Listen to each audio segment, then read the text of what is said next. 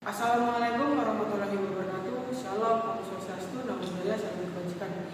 Perkenalkan, saya perwakilan dari kelompok T akan membahas materi tentang perlindungan sosial dalam situasi bencana dan krisis. Pendahuluan perlindungan sosial adalah serangkaian kebijakan dan program yang dirancang untuk mengurangi kemiskinan dan kerentanan ekonomi serta sosial, serta mempromosikan inklusi sosial melalui skema asuransi sosial, bantuan sosial, dan pelayanan sosial dalam konteks situasi bencana dan krisis, baik bencana alam, gempa bumi, banjir, tsunami, erupsi gunung berapi, maupun krisis non-alam seperti pandemi, konflik sosial, dan krisis ekonomi. Perlindungan sosial memiliki peran krusial dalam menyelamatkan jiwa, meringankan penderitaan, dan mempercepat pemulihan. Perlindungan sosial dalam situasi bencana dan krisis tidak hanya berarti pemberian bantuan darurat, tapi juga mencakup langkah-langkah pra-bencana, mitigasi risiko, pembangunan kapasitas masyarakat saat bencana, respon cepat, distribusi bantuan, dan pasca bencana rehabilitasi, rekonstruksi, pemulihan mata pencarian. Ini adalah pendekatan holistik yang bertujuan untuk membangun ketahanan masyarakat terhadap guncangan di masa depan. Alasan pentingnya mempelajari topik ini karena perlindungan sosial dalam situasi bencana dan krisis sangat penting karena beberapa alasan, yaitu yang pertama, Indonesia adalah negara rawan bencana. Indonesia terletak di cincin api Pasifik dan memiliki tingkat kerawanan bencana alam yang tinggi. Selain itu, potensi krisis non alam juga selalu ada. Oleh karena itu, pemahaman yang mendalam tentang bagaimana melindungi masyarakat sangatlah vital.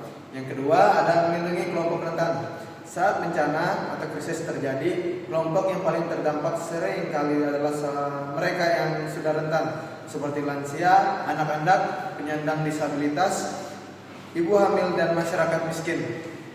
Perlindungan sosial memastikan bahwa kelompok-kelompok ini mendapatkan perhatian dan dukungan yang memadai. Yang ketiga, membangun ketahanan masyarakat.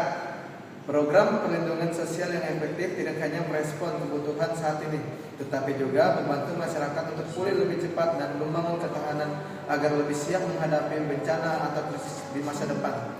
Selanjutnya ada mendukung perlindungan sosial dalam situasi bencana dan krisis dapat diwujudkan melalui beberapa strategi. Yang pertama ada bantuan sosial tunai dan non tunai. Itu terbagi menjadi tiga. Yang pertama ada bantuan sosial tunai darurat, yaitu pemberian uang tunai secara cepat kepada korban bencana. Terus yang kedua ada bantuan pangan non tunai, itu mendistribusikan bahan makanan atau voucher yang dapat ditukarkan dengan kebutuhan pokok.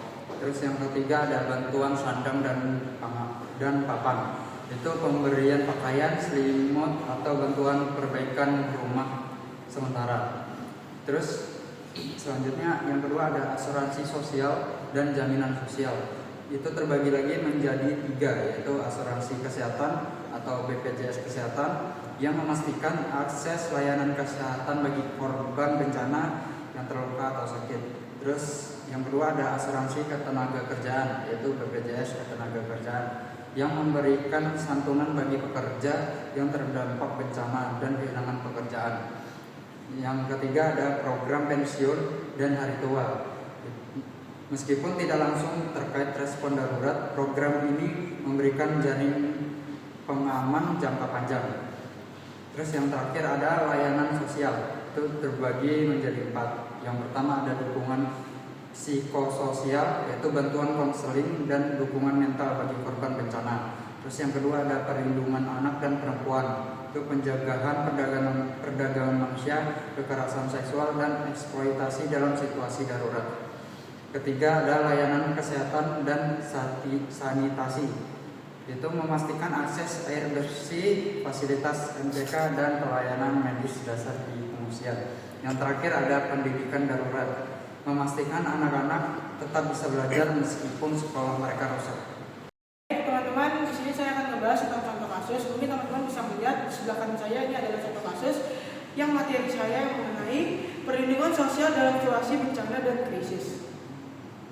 Di sini saya akan membahas tentang program-programnya, yaitu perluas program Keluarga Harapan, yaitu PKH, menambah jumlah penerima dan meningkatkan besaran bantuan.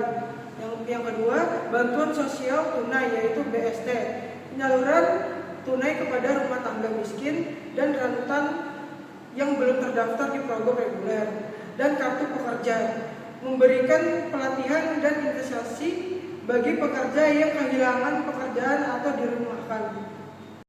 Kesimpulan dari materi kami, perlindungan sosial dalam situasi bencana dan kritis adalah pilar krusial untuk memastikan keselamatan, martabat, dan pemulihan masyarakat yang terdampak. Ini hanya bukan tentang pemberian bantuan darurat, tetapi juga membangun sistem yang adaptatif, inklusif, dan berorientasi pada ketahanan jangka panjang dengan pendekatan yang berintegrasi dan kolaborasi antara pemerintah, masyarakat sipil, sektor swasta, dan mitra internasional. Dampak buruk dari bencana masyarakat dapat bangkit kembali dengan lebih kuat. Membangun dan memperkuat sistem perlindungan sosial adalah investasi penting untuk masa depan yang lebih aman dan adil.